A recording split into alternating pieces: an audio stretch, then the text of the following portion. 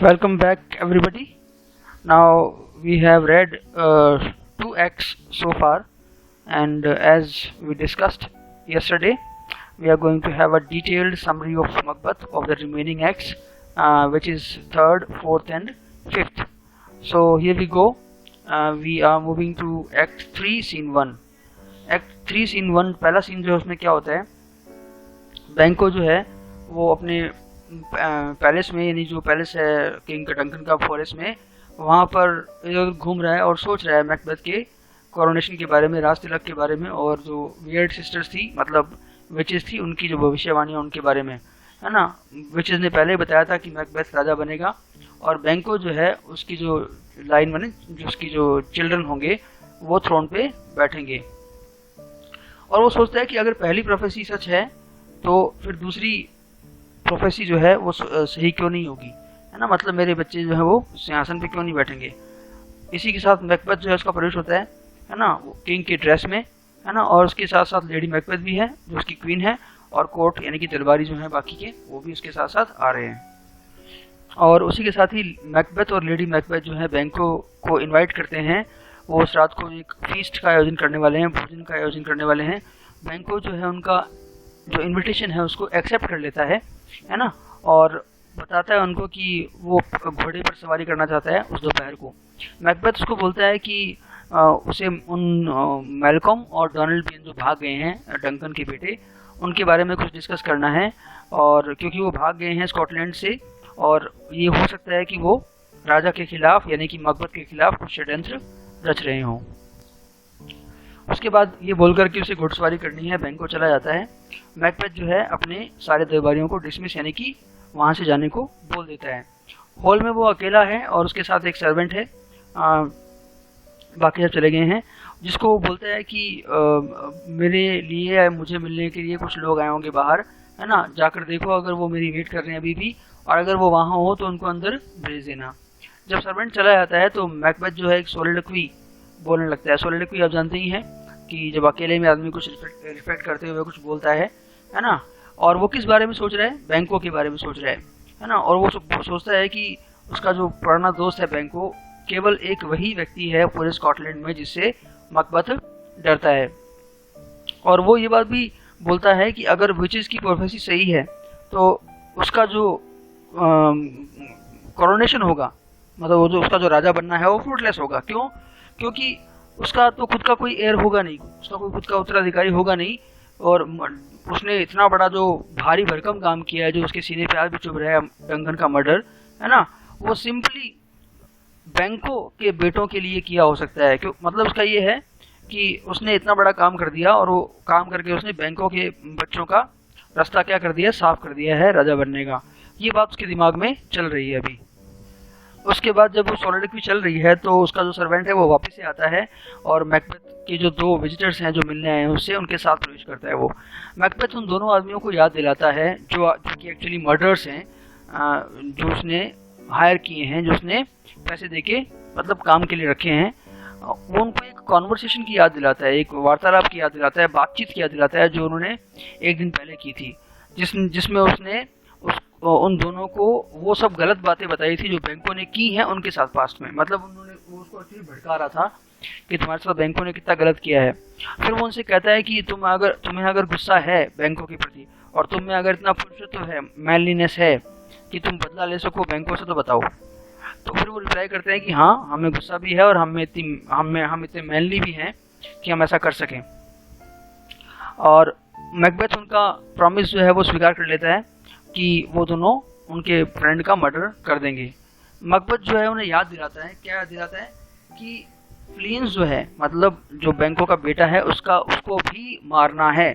और फिर उनको अंत में बोलते हैं कि वो उसके महल में रुकें, जो कि फॉरेस्ट हो गया है बिकॉज वो राजा बन गया है, और उसकी कमांड का, उसके आदेश का इंतज़ार करें, उसकी वेट करें।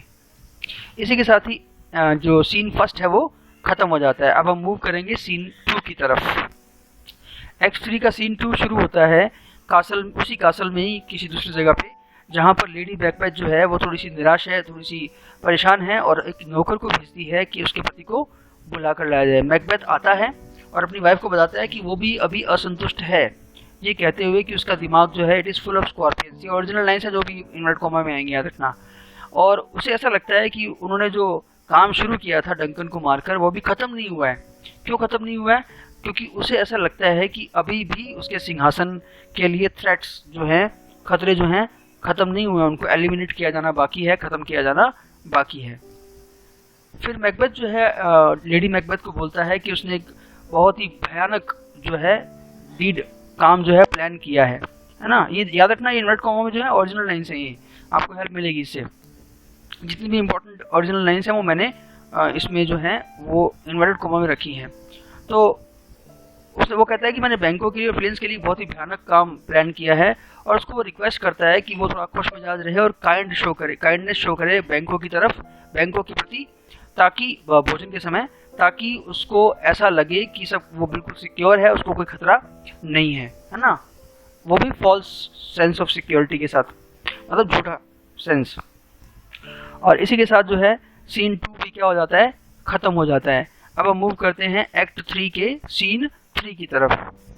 इसी के साथ ही सीन 3 शुरू होता है, जो कि है कि शाम का समय है और दो मर्डर्स होते हैं, उनके साथ एक तीसरा मर्डर भी आ जाता है। याद रखना कितने मर्डर थे, 3। ओके, हायर जब किए थे तो मिले कितने थे, 2। आप कितने, 3। तो वो एक पार्क में जहाँ पर थोड़े से घास फूस या यूकेस्ट पेड़ पौधे उगे हुए हैं, पेरिस के बाहर है, वहाँ पर वेट कर रहे होते हैं। बैंको और प्रिंस जो हैं अपने घोड़ों पर आते हैं, वहाँ पर उतरते हैं, वहाँ से और वो एक मशाल जलाते हैं, टॉर्च जलाते हैं, और मर्डरर्स जो हैं वो उन पर हमला कर देते हैं। वो बैंको को मार देते हैं, जो मरते वक्त अपने बेटे को कहता है कि भाग जाए और उसकी डेथ का बदला ले। उनमें से एक मर्डर जो है वो उस टॉर्च को, मशाल को बुझाता है, और जब अंधेरा होता है तो उस अंधेरे का फ़ायदा उठाकर फ्लिंस भाग जाता है ना। याद रखना, फ्लिंस भाग जाता है, फ्लिंस को मार नहीं पाते वो। और मर्डर्स जो हैं वो बैंको की बॉडी को वहीं छोड़कर मैकबेथ को ढूंढने के लिए और बताने के लिए वहाँ से चले जाते हैं। बताने के लिए क्या, कि क्या हुआ, मतलब फ्लिंस भाग गया और बैंको को उन्होंने मार दिया। तो ये छोटा सा सीन है, जिसमें एक मर्डर का डिस्क्रिप्शन है, उसके अलावा कुछ नहीं है। इसके बाद हम चलते हैं सीन 4 पे। और सीन 4 में शुरुआत में ही स्टेज पर एक टेबल है, टेबल पर बहुत सारा खाने का सामान रखा हुआ है। मैकबेथ और लेडी मैकबेथ जो है राजा और रानी के रूप में कोर्ट में प्रवेश करते हैं, है ना। और वो वहाँ आते हैं और उनके साथ उनके दरबारी भी हैं, और जिनको वो वेलकम कहते हैं। मैकबेथ जब कंपनी के साथ चल रहा होता है तो पहला मर्डर जो है वो उसके दरवाजे पे आता है। मैकबेथ उससे थोड़ी देर के लिए बात करता है और उसे पता लगता है कि बैंको मर गया है, लेकिन फ्लिंस भाग गया है। और फ्लिंस के भागने की जो न्यूज़ है उससे मैकबेथ को गुस्सा आता है, और वो ये सोचता है कि काश फ्लिंस मर गया होता, है ना, और तो उसका जो सिंहासन है वो एकदम सिक्योर हो गया होता। तो फिर वो ये ओरिजिनल लाइन से अगेन वो कहता है कि वो छोटा सा कीड़ा जो भाग गया है वो समय के साथ साथ क्या करेगा, जहर उगलेगा, मतलब सब बड़ा होकर वही उसके लिए क्या बनेगा, खतरा बनेगा। फिर वो अपने गेस्ट्स के पास लौटता है, और जब वो जो हेड टेबल पे जो मेन चेयर होती है वहाँ बैठने आता है, वहाँ पर बैंको उसको दिखाई देता है। बैंको नहीं, बैंको का भूत एक्चुअली, है ना। और बहुत ज़्यादा डर जाता है वो, और वो घोस्ट से बोलने लगता है, बात करने लगता है, जो कि बाकी लोगों को दिखाई नहीं दे रहा है। लेडी मैकबेथ बहाना बनाती है कि मेरे हस्बैंड को कभी कभी ऐसे विजन्स दिखाई देते हैं, ऐसे सपने मतलब ऐसी चीज़ें दिखाई देते हैं, तो गेस्ट्स को ये इग्नोर करना चाहिए ऐसे बिहेवियर को। और फिर वो मैकबेथ से जाके बात करती है और उसको बोलती है कि भाई तुम आदमी हो कि नहीं, क्या डर रहे हो फालतू में, है ना। और वो उसे बोलती है कि अपने इस ट्रांस से, अपने इस क्या बोलते हैं इसको, एक तरह से भ्रम से बाहर आ जाओ, है ना। तो याद रखना, ये जो बैंको का घोस्ट है ये एक्ट 3 सीन 4 में हमारे सामने आ रहा है। ओके, आगे चलते हैं।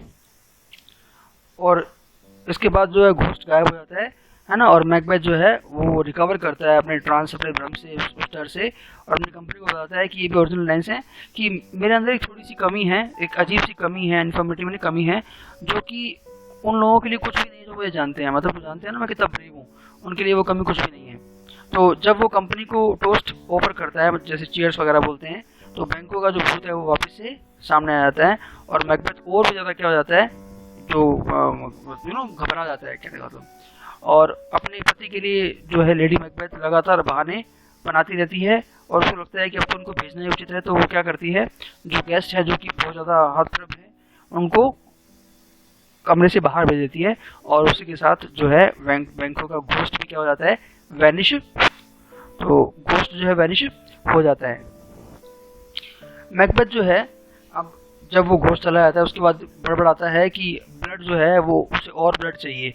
अब इसके दो मीनिंग हो सकते हैं कि एक तो ये कि ब्लड के बदले में ब्लड मुझे मरना पड़ेगा, लेकिन जो ज़्यादा सूट करता है इस सिचुएशन पे वो ये है कि एक खून के बाद मुझे और भी खून करने पड़ेंगे, और एक खून तो वो कर ही चुका है ना, बैंको का।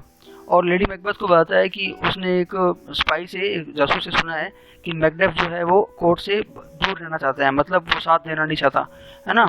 और एक ऐसा बिहेवियर है ये जो बिल्कुल देशद्रोह के जैसा है, ट्रीजन के जैसा है। वो कहता है कि वो कल वापस से विचेस के पास जाएगा, उन चुड़ैलों के पास जाएगा, ताकि वो कुछ और सीख सके, जान सके फ्यूचर के बारे में कि कौन उसके खिलाफ षड्यंत्र रच रहा है। और वो ये रिजोल्व करता है, वो ये प्रण लेता है कि वो जो कुछ भी थ्रोन रखने के लिए, सिंहासन को बचाने के लिए करना जरूरी होगा वो करेगा, है ना। ये फिर ओरिजिनल लाइन आती है, कहता है कि मैं पहले से ही अपने खून में रंगा हूँ, खून में मेरे हाथ रंगे हुए हैं, और मैं इतना आगे आ चुका हूँ कि मैं पीछे नहीं जा सकता, क्योंकि पीछे लौटना जो है वो सब चीज़ों को फिर से शुरू करने जितना थकाने वाला होगा, है ना। लेडी मैकबेथ कहती है कि भाई तुम ऐसी बातें मत करो, तुम्हें सोने की ज़रूरत है, तुम्हें नींद की ज़रूरत है, तुम थोड़े खिसक गए हो, है ना। और वो सोने के लिए चले जाते हैं। उसके बाद सीन 5 शुरू होता है 3 का, जिसमें विचेस की जो गॉडेस है हिकेट वो आती है ना। तो तूफान है, वो उजाड़ जगह है, वहाँ पे हिकेट से विचेस मिलती हैं जो कि विचक्राफ्ट की इस सब चीज़ों की देवी है। और हिकेट जो है वो क्या करती है, उन चुड़ैलों को डांटती है कि तुमने मैकबेथ को जो बातें बताई हैं वो बिना उससे पूछे क्यों बताई है ना। और वो कहती है कि अब मैं तुम्हारा स्थान लूंगी, मतलब अब मैं जो करना है वो मैं ही करूँगी, जो कुछ करना है वो मैं ही करूँगी, है ना।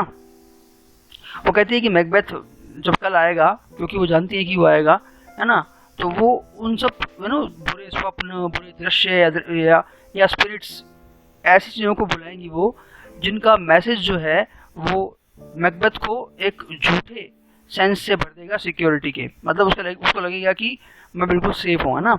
और उसका जो कन्फ्यूजन है उसको और बढ़ा देगी। अब कहने का मतलब क्या है, कन्फ्यूजन बढ़ा देगी तो सिक्योर कैसे होगा, मतलब ये है कि कन्फ्यूजन, उसको पता भी नहीं होगा कि क्या होने वाला है क्या नहीं, लेकिन उसके अंदर फॉल्स सेंस ऑफ सिक्योरिटी आ जाएगा। हिकेट वहाँ से गायब हो जाती है, और जो है विचेस जो हैं अपने चार्म्स वगैरह, जो अपने जादू के लिए जो चीज़ें चाहिए, जैसे अपन ने पहले देखा था मेंढक वगैरह और सब, है ना, वो सब चीज़ें जो हैं काढ़े वाड़े वो प्रिपेयर करने लग जाती हैं।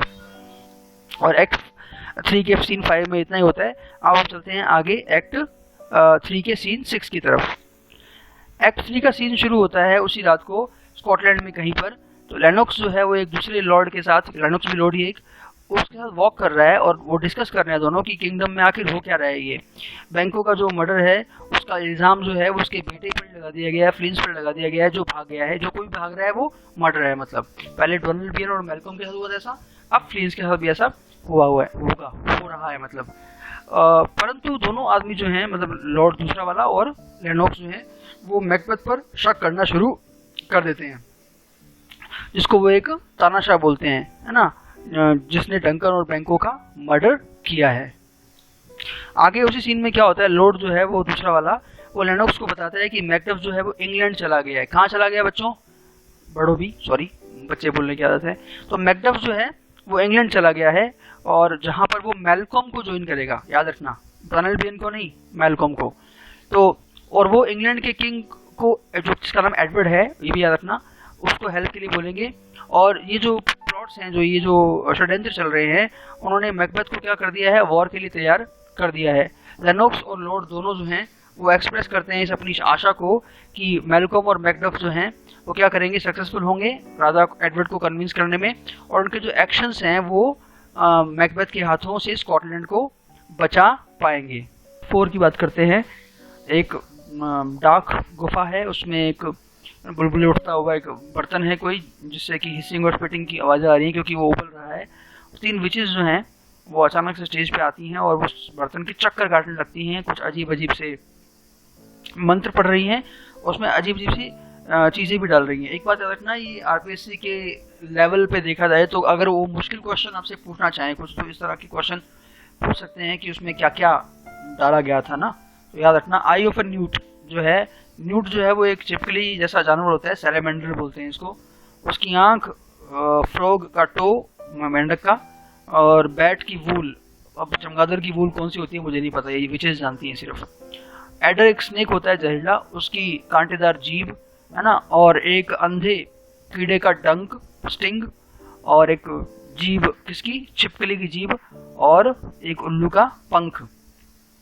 इसके अलावा जो स्वैम्प में दलदली एरिया में स्नेक रहता है, उसका स्लाइस, उसका कुछ मतलब उसमें से कुछ काट कर उसका कुछ भाग, और कुत्ते की जीभ, ये चीज़ें वो उसमें डालती हैं। अजीब है लेकिन ये आपको दिमाग में रखनी पड़ेंगी।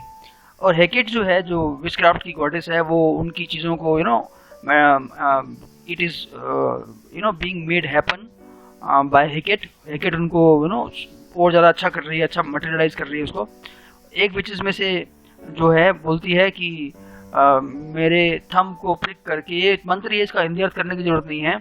अगर मैं अपने थंब को प्रिक करूँ या मैं अपने थंब को प्रिक करके तो कुछ जो है बुरी चीज़ इस रास्ते आ रही है। एक्चुअली वो बुरी चीज़ मकबत है जिसके बारे में वो बोल रही है। तो मकबत जो है, हमने देखा था एक्ट 3 में, अपनी वाइफ को बोलता है कि मैं विचेस से मिलने जाऊंगा, तो वो मैकबेथ आ रहा है, तो वो जिसके बारे में वो बात कर रही है। मैकबेथ जो है वो एंटर करता है स्टेज पे, क्योंकि विच ने जैसा बोला था, और वो विचेस को बोलता है कि उनकी जो भविष्यवाणियाँ थी उनका सच क्या है वो बताएं, है ना। इस क्वेश्चन का आंसर देने के लिए वो बहुत ही भयानक भयानक जो हैं अपैरिशंस, भूत को भी बोल सकते हो, परछाइयों को भी बोल सकते हो, उनको बुलाती हैं, और उनमें से प्रत्येक जो है मैकबेथ जो है उसकी फियर्स को थोड़ा सा एलिविएट करने की कोशिश करता है, कम करने की कोशिश करता है। पहले एक उड़ता हुआ सिर आता है, वो बोलता है कि तुम्हें मकदफ से सावधान रहना है, और मकबत कहता है कि उसको पहले से ही अंदाजा था इस बात का। और एक खून से लथपथ बच्चा जो है वो आता है, और उसे बोलता है कि ऐसा कोई भी जिसने औरत की कोख से जन्म लिया हो वो मैकबेथ को नुकसान नहीं पहुंचा सकता। फिर उसके बाद में एक अपने क्राउन पहना हुआ बच्चा आता है जिसके हाथ में एक ट्री है, ये आपको याद होगा, हमने प्रेज ऑफ चिमनी स्वीपर्स में पढ़ा था। उसे बताता है कि जब तक बर्नम वुड जो है डनसिन हिल तक, उसके यहाँ तक, उसके घर तक नहीं आ जाए, तब तक उसको कोई नुकसान नहीं पहुंचा सकता है। जंगल चल के जब तक डनसिन हिल पे नहीं आ जाए, जंगल का नाम याद रखना, हिल का नाम याद रखना, ओके। और ये भी याद रखना कि पहले अपैरिशन ने क्या कहा था, दूसरे ने क्या कहा था, तीसरे ने क्या कहा था, पहला कौन था, दूसरा कौन था, तीसरा कौन था, ये आपको याद रखना है, ओके। और सबसे लास्ट में 8 क्राउन्ड किंग्स जो हैं वो वहां से निकलते हैं। उनके हाथ, लास्ट वाले के हाथ में एक मिरर है, बैंकों का घोस्ट वहां से सबसे अंत में गुजरता है लाइन के। मैकबेथ जो है इसका मीनिंग क्या है पूछना चाहता है, परंतु विचेस जो है एक पागलों की तरह वहां पर नाचने लगती हैं और गायब हो जाती हैं, मतलब वो बताती नहीं है कि इसका मतलब क्या है। लेनोक्स वहां पे एंटर करता है और मकबत को बताता है कि मकदफ जो है वो इंग्लैंड भाग गया है। मकबत जो है वो ये दृढ़ निश्चय करता है कि वो कि वो मर्डरर्स को भेजेगा मकदफ के कासल में, है ना, उसको कब्जा कर लिया जाए और मकदफ की वाइफ और बच्चों को मार दिया जाए, ये वो दृढ़ निश्चय करता है। तो एक्ट 4 के सीन 1 में इतना कुछ हो जाता है, विचेस से मिलना और मैकडफ के भागने की जानकारी मिलना। आगे चलते हैं। तो मैकडफ का कासल है सीन 2 में। लेडी मैकडफ जो है, जो मैकडफ की वाइफ है, वो रोज से थोड़ा सा गुस्से से बात कर रही है। ये जानना चाहती है उसे कि उसका हस्बैंड जो है वो क्यों भाग गया है, उसे धोखा महसूस हो रहा है। तो रोज उसको जोर देके बोलता है कि उसे अपने पति के जजमेंट पर क्या करना चाहिए, ट्रस्ट करना चाहिए, और दुखी होकर वहां से गुजर जाता है। जब वो चला जाता है तो लेडी मैकबेथ जो है वो अपने बेटे को बताती है कि उसके पिता मर गए हैं, परंतु छोटा बच्चा जो है वो आर्ग्यू करता है कि वो नहीं मरे हैं अभी। अचानक से एक मैसेंजर जल्दी जल्दी आता है और लेडी मैकबेथ को वार्निंग देता है कि उसकी लाइफ जो है वो डेंजर में है और उसे भाग जाना चाहिए। लेडी मैकबेथ जो है वो इसका विरोध करती है, वो कहती है कि उसने कुछ गलत नहीं किया है तो वो भागेगी नहीं। इतने में ही एक ग्रुप ऑफ मर्डरर्स आता है वहाँ पर, और उनमें से एक जो है मैकडफ की बुराई करने लगता है। तो मैकडफ का सन जो है उसे मर्डर को झूठा बोलता है और मर्डरर जो है वो उसको चाकू से मार देता है। लेडी मैकडफ जो है वो मुड़कर भागने लगती है और वो पूरा का पूरा झुंड जो है उसको उसके पीछे भागने लगता है, और इस तरह से सीन खत्म हो जाता है। हम चलते हैं नेक्स्ट सीन की तरफ। किंग एडवर्ड के पैलेस के बाहर का सीन है, यानी कि इंग्लैंड का सीन है। मैल्कम जो है वो मैकडफ से बात कर रहा है, उसको बता रहा है कि वो उस पर विश्वास नहीं कर सकता क्योंकि उसने अपनी फैमिली को स्कॉटलैंड में छोड़ दिया है और हो सकता है कि वो मकबत के लिए चुपचाप काम कर रहा हो। और ये डिसाइड करने के लिए कि मैकडफ जो है वो उस पर ट्रस्ट किया जाना चाहिए या नहीं, है ना, मैल्कम में क्या करता है, अपने खुद की बुराइयां करने लगता है ना। वो कहता है कि उसे लगता नहीं कि उसको राजा बनना चाहिए क्योंकि वो बहुत ही लस्ट से भरा हुआ है, लालची है और बहुत ही हिंसक भी है। ये सब बुराइयां वो करता है अपने बारे में। तो पहले तो मैकडफ जो है वो पोलाइटली इन बातों का विरोध करता है, अग्री नहीं करता, है ना, क्योंकि उसका फ्यूचर किंग है। परंतु इवेंचुअली मैकडफ को क्या होता है, गुस्सा आ जाता है, और वो गुस्सा भी आता है और दुख भी आता है। फिर वो क्या बोलता है, स्कॉटलैंड है ना, अपने स्कॉटलैंड को एड्रेस करता है ना, आप इसको चाहो तो अपोस्ट्रोफी बोल सकते हो। तो मैकडफ की लॉयल्टी जो है वो स्कॉटलैंड के प्रति, वो मैल्कम को ये एहसास दिलाती है ना, सॉरी, मैकडफ की जो लॉयल्टी है स्कॉटलैंड के प्रति, वो ये मैकडफ को एहसास दिलाती है कि मैल्कम जो है वो राजा बनने के लिए काबिल नहीं है और शायद जीने के भी काबिल नहीं है। तो जब वो अपनी इस निराशा को और इस डिसएग्रीमेंट को बता रहा होता है तो मैकडफ जो है उसने मैल्कम का टेस्ट पास कर लिया है। मतलब मैल्कम एक्चुअली जानना चाह रहा होता है कि वो कैसा है मैकडफ, क्या मैकडफ पे विश्वास किया जा सकता है कि नहीं। उसके बाद मैल्कम जो है वो झूठ जो उसने बोले हैं अपनी बुराइयों के बारे में, उन सबको बता देता है ना, और मैकडफ को एक अलाई के रूप में, एक साथी के रूप में स्वीकार कर लेता है। एक डॉक्टर जो है वहाँ पर आता है थोड़ी देर के लिए और कहता है कि कुछ बहुत ही बुरे लोग या कुछ बहुत ही पापी आत्माएं जो हैं वो किंग एडवर्ड का इंतजार कर रही हैं ताकि उनको सही किया जा सके। जब डॉक्टर वहाँ से चला जाता है तो मैल्कम मैकडफ को एक्सप्लेन करता है कि किंग एडवर्ड जो है उसमें बहुत ही अद्भुत शक्तियाँ हैं कि वो बीमारियों को सही कर सकता है। इतने में जो है रोस आता है और वो कहाँ से आया, स्कॉटलैंड से आया है। वो मैकडफ को बताता है कि उसकी वाइफ और बच्चे दोनों ही ठीक हैं, मतलब एक तरह से झूठ हो गया ये। तो वो मैल्कम को ये अर्ज करता है, मैल्कम को ये प्रार्थना करता है कि वो अपनी कंट्री में लौट जाए। वो सारे दुखों को, वो सारे संकटों को गिनाता है जो स्कॉटलैंड पे घटित हुए हैं जब से मैकबेथ राजा बना है। मैल्कम जो है वो कहता है कि वो 10,000 सैनिकों के साथ लौटेगा जो कि उसको इंग्लिश राजा ने यानी एडवर्ड ने दिए होंगे। लेकिन उसके बाद क्या होता है, रोस जो है वो थोड़ा सा टूट जाता है जो झूठ उसने बोला है मैकडफ को, और क्या बोलता है, Ross confesses to Macduff that the Macbeth has murdered his wife and children, कि मैकबेथ ने उसकी वाइफ और उसके बच्चों का मर्डर कर दिया है। मैकबेथ जो है वो टूट जाता है दुख के मारे। मैल्कम उसको ये प्रार्थना करता है कि अपने इस दुख को गुस्से में बदल लो, मतलब तुम जो दुख तुम अभी प्रकट कर रहे हो उसको गुस्से में बदल लो, तुम्हारी पावर बन जाएगा वो। तो मैकडफ जो है वो उसको अश्योर करता है, निश्चिंत करता है कि वो रिवेंज लेगा, बदला लेगा, किससे, मैकबेथ से, मतलब उसकी फैमिली को जो मारा है उसका बदला वो जरूर लेगा, बदला उसका। और ये बोलने के साथ ही हमारा जो एक्ट 4 है वो खत्म हो जाता है। So here we go, scene 1। शाम का समय है, राजा का जो पैलेस है डंसिन इन में, वहाँ पर एक डॉक्टर और एक औरत जो है वो डिस्कस कर रहे हैं लेडी मैकबेथ की स्ट्रेंज आदत के बारे में, जो कि क्या है, नींद में चलना, याद रखना। अचानक से लेडी मैकबेथ जो है एक ट्रांस की स्थिति में, मतलब अधसोई जगी सी, एक कैंडल लेके अपने हाथ में आ रही है और वो लेडी मैकडफ और बैंकों के जो मर्डर्स हैं उन पर दुख बना रही है ना। और ऐसा लगता है कि वो अपने हाथों पे ब्लड देख रही है और वो कह रही है कि ये ब्लड जो है वो कभी भी साफ नहीं होगा ना, all the perfumes of Arabia वाला यहाँ पे आता है। और वो वहाँ से चली आती है और डॉक्टर और जो वुमन है वो बहुत हैरान होते हैं ये पागलपन की अवस्था पर या स्थिति पर। एक्ट 5 सीन 2, इसमें याद रखना सीन्स ज़्यादा हैं, बहुत ही 11 सीन्स हैं, लेकिन छोटे छोटे सीन्स हैं। तो कई सीन्स तो मतलब ओरिजिनल टेक्स्ट में भी आधे पेज से भी कम है, मतलब आधे पेज से भी कम, 30% ऑफ पेज, तो उनकी समरी और भी छोटी हो जाएगी। तो सीन 2 पे मूव करते हैं हम। उसी कासल के बाहर स्कॉटिश लॉर्ड्स हैं कुछ, वो डिस्कस कर रहे हैं कि मिलिट्री की सिचुएशन क्या है। इंग्लिश आर्मी जो है, जो मैल्कम लेकर आया है, वो आ गई है, जो कि मैल्कम द्वारा लीड की जा रही है। और स्कॉटिश आर्मी जो है वो उनको बर्नम वुड के पास में मिलेगी, ठीक है। और ये निश्चित है कि वो क्यों मिलेगी, उनसे मिलने के लिए, उनसे उनको ज्वाइन करने के लिए, उनके साथ लड़ने के लिए। और जो तानाशाह है, जैसा कि रेनॉक्स कहता है ना, और दूसरे लॉर्ड्स भी कहते हैं मैकबेथ को, उसने क्या किया, डनसिन कासल को पूरी तरह से फोर्टिफाइड कर दिया है, मतलब क्या कर दिया उसने, इसको स्ट्रॉन्ग बना दिया है, और अपनी मिलिट्री प्रिपरेशंस बना रहा है एकदम पागलपन की हद तक जाकर। एक्ट 5 सीन 3 पे जाते हैं हम। मैकबेथ जो है वो डनसिन के हॉल में जाता है डॉक्टर के साथ और अपने सेवकों के साथ, और वो बहुत ही प्राउडली ये मतलब अब फेंक रहा है लंबी लंबी, यानी कि बोल रहा है कि उसे किसी से भी डरने की ज़रूरत नहीं है, इंग्लिश आर्मी से डरने की ज़रूरत नहीं है, मैल्कम से डरने की ज़रूरत नहीं है, क्योंकि कोई भी ऐसा बच्चा है, कोई भी ऐसा इंसान जो औरत की कोख से पैदा हुआ है, उसको मार नहीं सकता। ये विचेस की प्रोफेसी के अकॉर्डिंग बोल रहा है वो, है ना। तो इसलिए वो बिल्कुल निश्चित रूप से सिक्योर होकर रूल करेगा।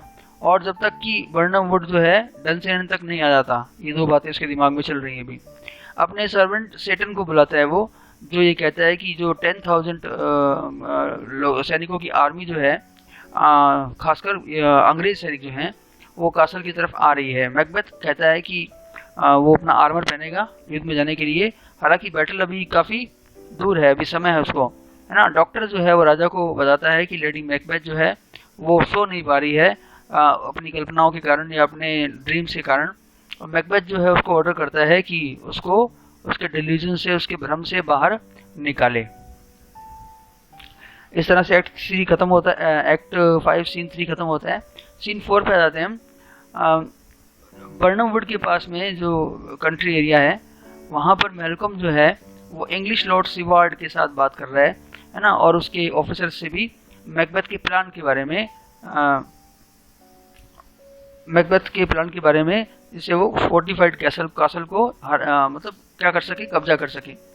वो डिसाइड करते हैं कि हर सोल्जर जो है वो एक डाली टहनी काट लेगा फॉरेस्ट की, और उसको कैरी करेगा अपने सामने रखकर जब वो आगे मार्च करेंगे, ताकि वो अपने नंबर्स को छुपा सकें, मतलब उनको पता न लगे कि कितने लोग आ रहे हैं। आप देखिए बर्नम वुड जो है उसकी टहनियाँ कट के डनसिन की तरफ जा रही हैं, तो मतलब ऐसा लगेगा कि बर्नम वुड ही डनसिन की तरफ जा रहा है। तो प्रोफेसी जो है वो एम्बिग्यूअस थी,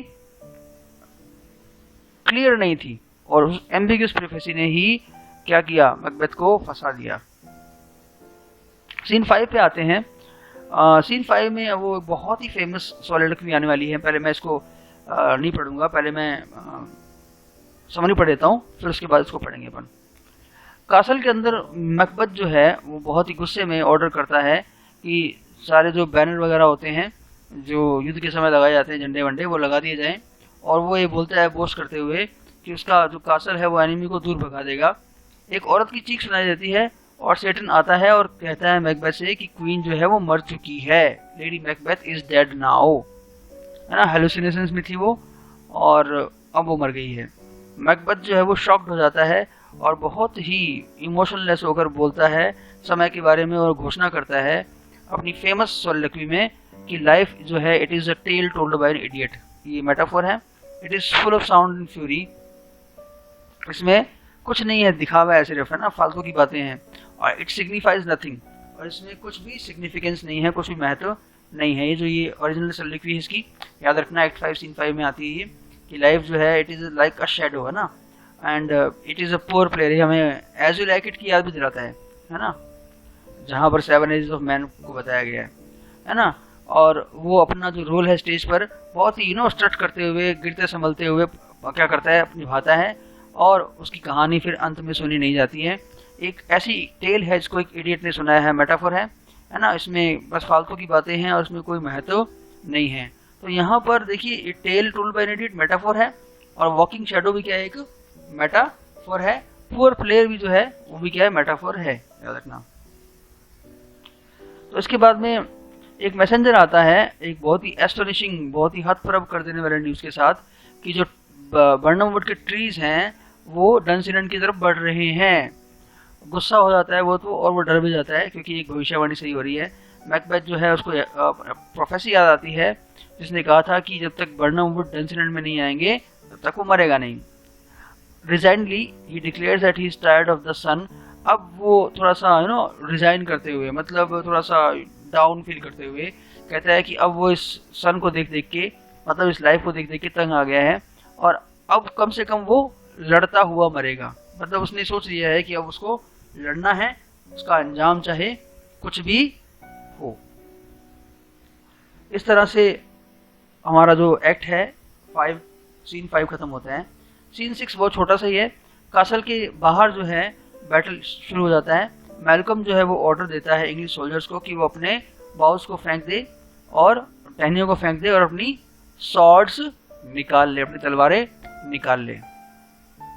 एक्ट 7 जो है बैटलफील्ड का है, वो युद्ध के मैदान का है, जहाँ पर मैकबेथ जो है अपने आसपास जितने भी सैनिक हैं उनको बहुत ही बुरी तरह से स्ट्राइक करता है ना। इंसोलेंट हो चुका है वो, बिकॉज मतलब वो एक तरह से हठी या यूँ बोल सकते हैं कि किसी की परवाह ना करने वाला हो चुका है, क्योंकि कोई भी आदमी जो किसी औरत की कोख से जन्म लिया है वो उसको मार नहीं सकता। हालांकि एक भविष्यवाणी सही हो गई है, जंगल आ गया, लेकिन अभी भी एक भविष्यवाणी है जो उसको बचाए हुए है। वो लॉर्ड सीवार्ड के सन को, जो इंग्लिश है, उसको मार देता है और वो बहुत ही फ्रेंजी की कंडीशन में, मतलब बहुत ही युद्ध में जैसे एक आदमी पागल हो जाता है ना, जोर से भरा हुआ, वो वहां से निकल जाता है। एक्ट सीन खत्म हो जाता है। एक्ट 8 में क्या होता है, सॉरी एक्ट 5 सीन 8 में क्या होता है, मैकबेथ सामने आता है और उस क्योटिक सिचुएशन में फ्रेंटिकली पागलों की तरह मैकबेथ को ढूंढता है ना, जिसको वो खुद मारना चाहता है। और जब उसको नहीं मिलता है तो फिर से वो युद्ध में कूद जाता है, फिर से लड़ाई करने लग जाता है। एक्ट 9 सबसे छोटा, एक्ट 5 का सीन 9 सबसे छोटा सीन है। मैल्कम और सीवार्ड जो हैं वो सामने आते हैं और वो कासल में प्रवेश कर जाते हैं, याद रखना। एक्ट 5 सीन 10 बैटलफील्ड में कहीं और मैकबेथ जो है अंततः मैकडफ के सामने आता है। ये दोनों युद्ध करते हैं। जब मैकबेथ इंसिस्ट करता है कि वो इनविंसिबल है, मतलब उसको मारा नहीं जा सकता, उसको हराया नहीं जा सकता, क्योंकि विचेस की प्रोफेसी क्या थी कि विचेस की प्रोफेसी के कारण, परंतु मैकडेफ उसको बोलता है कि वो नेचुरली पैदा नहीं हुआ है ना, परंतु अपनी मदर की वूम से निकाल लिया गया था अनटाइमली, जैसे को अपन सिजेरियन बोलते हैं आजकल, है ना। मैकबेथ जो है अचानक से अपनी लाइफ के लिए डरने लग जाता है, उसको मौत का डर सामने दिखाई देता है, परंतु वो डिक्लेयर करता है कि वो सरेंडर नहीं करेगा और वो ये जो मैल्कम है उसके पैरों में गिरेगा नहीं, झुकेगा नहीं, है ना। And to be baited with the rabble's curse का मतलब होता है आम आदमी के सामने झुकेगा नहीं, और वो लड़ाई करते करते वहां से एग्जिट कर जाते हैं, है ना। उनकी लड़ाई चलती है और इसी तरह से सीन 10 खत्म हो जाता है। सीन 11 पे आ गए हैं हम, जो कि फाइनल सीन है हमारे प्ले का। मैल्कम और सीवार्ड जो हैं, इंग्लिश जो लॉर्ड है एक, वो आपस में साथ साथ चल रहे हैं, है ना, कासल के अंदर, जो उन्होंने अब क्या कर लिया, कैप्चर कर लिया है। रोज जो है सीवार्ड को बताता है कि उसका बेटा मारा गया है। मैकडफ इतने में सामने आता है मैकबेथ के सिर के साथ। मैकबेथ का सिर उसने अपने हाथ में पकड़ रखा है और वो मैल्कम को राजा घोषित कर देता है स्कॉटलैंड का। मैल्कम ये घोषणा करता है कि उसके सारे थेन्स जो हैं वो अब अर्ल्स बना दिए जाएंगे। थेन जो है वो स्कॉटिश पदवी थी और अर्ल जो है वो इंग्लिश पदवी होती है, according to the English system of peerage. English जो तौर तरीका है पदवियों का। They will be the first such lords in Scottish history. वो स्कॉटलैंड के इतिहास में पहले ऐसे लॉर्ड बनेंगे, है ना। मैकबेथ को वो बुरा बुरा कहता है और उसकी जो फिंड लाइक क्वीन है, मतलब एक दैत्यकार जो उसकी रानी है, उन दोनों को बुरा बुरा कहता है वो। मैल्कम जो है उन सबको अपने जो आसपास हैं अपना फ्रेंड कहता है और सबको इनवाइट करता है कि वो जब वो ताजपोशी करेगा अपनी, तो स्कोन जगह का नाम पहले भी आ चुका है, आपको याद होगा, जहाँ पे स्कॉटिश किंग जो है अपना राज मुकुट पहनते थे, तो वहाँ पे उन सबको इनवाइट करता है और इस तरह से मैकबेथ जो है वो खत्म हो जाता है। तो आपने देखा कि एक एम्बिशन की ट्रेजेडी है ये, है ना, कि किस तरह से एक आदमी जो है एम्बिशियस होता है और एम्बिशियस होकर वो सारे वो काम करता है जो एक अच्छे इंसान को, एक अच्छे वॉरियर को, एक अच्छे योद्धा को नहीं करने चाहिए थे, और उसका परिणाम क्या होता है, ही हैज टू डाई, है ना। और ये हमारा मैकबेथ प्ले था। अभी हम जल्दी ही इसके क्वेश्चन आंसर देखेंगे टेस्ट के रूप में। That will be all in this video. Thank you.